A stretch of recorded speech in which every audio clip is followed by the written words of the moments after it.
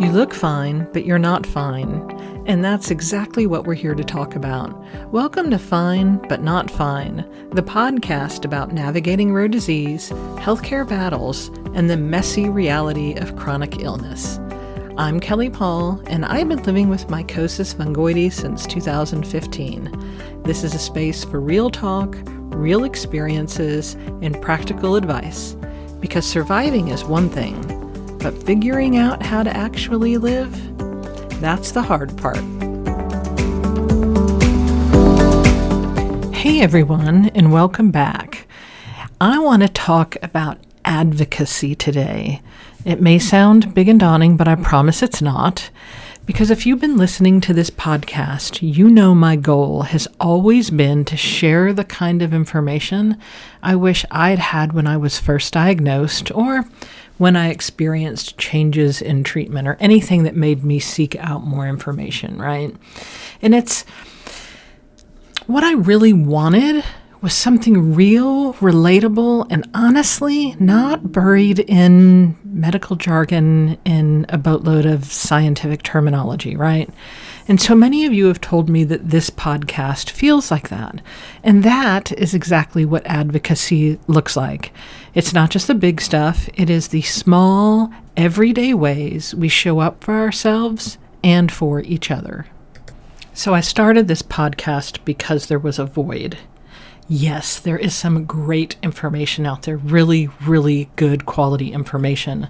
But to me, much of it feels clinical, serious, distant, and dare I say, produced, or maybe it's overproduced.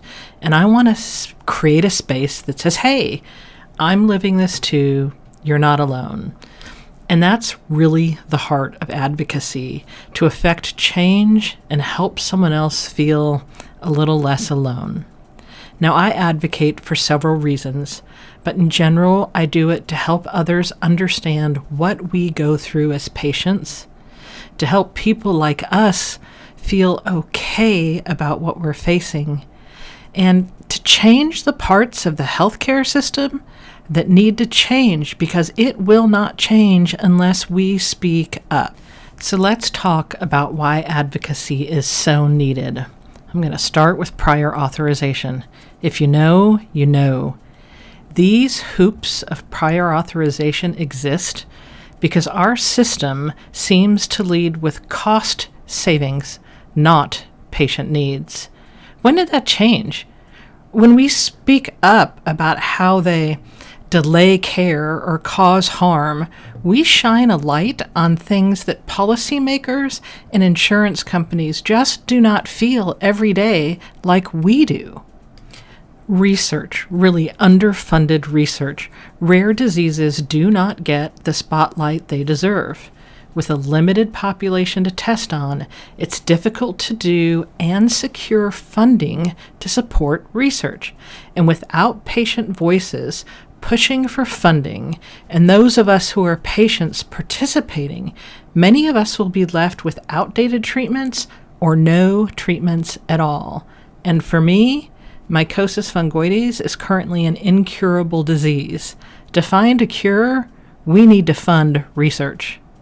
In specialty pharmacies, I've told stories about dealing with what I believe are ridiculous and or outdated policies and procedures of specialty pharmacies. These are not just personal headaches. They are barriers that make it harder for patients to get quality care. And when we share all of these realities, we're not just venting, we're educating. That is advocacy. So what does advocacy look like? It does not mean that you have to stand up in front of a podium or testify before Congress. Though if you want to, that's awesome, and there are some great organizations out there who will help you do that. But advocacy can also be sharing your story with a friend or a coworker who is curious. You could be explaining why your treatments matter when someone questions them. It could be showing up for someone newly diagnosed and saying, I've been there too. And supporting the organizations that fight for research funding and better policies.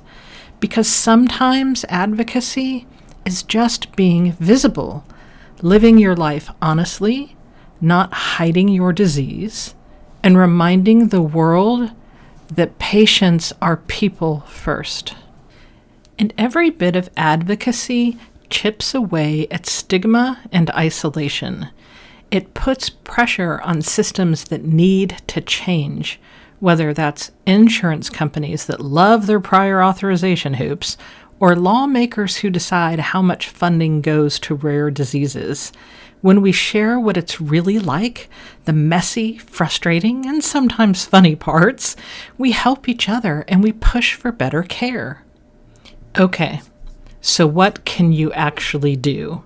If you're thinking, I am not an activist, that is not my thing, trust me that it can be your thing in your own way. And here are a few things to consider, or a few ways to start. Talk to people in your life. Tell them what prior authorization is, why they're awful, or what it's like to manage a rare disease. Most people have absolutely no idea. I know I didn't until I had one. You could join a patient organization. So many rare disease nonprofits depend on patient stories to push for funding and policy change. Sharing your story can help others and help you. And if you have the means, support these organizations financially, having staff to affect change by pushing for research, ensuring we have the medications we need, and bringing us together for much needed support is worthy, and it takes money. You can write an email, you can make a phone call. Lawmakers do listen when enough people speak up, especially when we bring real stories, not just stats. You can be visible. That means sharing your story publicly or just not apologizing for what you're going through. You remind people that patients are more than chart notes. And honestly, we need to support each other. Send a podcast episode to someone newly diagnosed. Join an online patient group. Be a safe space for questions. That ripple effect is advocacy too. Thanks for listening today and for being a part of this tiny corner of the world that believes we deserve better and wants to take the action to make it happen. Thanks for listening to Fine But Not Fine. If this episode resonated with you, subscribe so you don't miss what's next. And if you got a story, question, or just need to vent, reach out. I'd love to hear from you. Until next time, take care and keep on going.